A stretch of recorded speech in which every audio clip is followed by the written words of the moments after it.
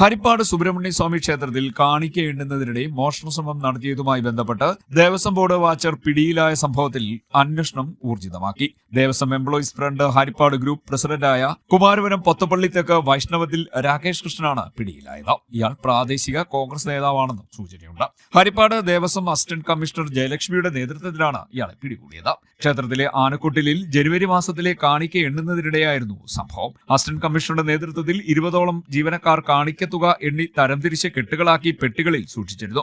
പണം കൊണ്ടുപോകാനായി ധനലക്ഷ്മി ബാങ്ക് ജീവനക്കാരെത്തിയപ്പോൾ നോട്ടുകെട്ടുകൾ മേശപ്പുറത്ത് നിരത്തി. തുടർന്ന് നാണയങ്ങൾ എണ്ണുന്നതിനിടെ കാലിയായ പെട്ടികൾ മാറ്റിവെച്ചെടുത്ത് രാകേഷ് കൃഷ്ണൻ സംശയാസ്പദമായ രീതിയിൽ ചുറ്റിത്തിരിയുന്നത് അസിസ്റ്റന്റ് കമ്മീഷണറുടെ ശ്രദ്ധയിൽപ്പെട്ടു.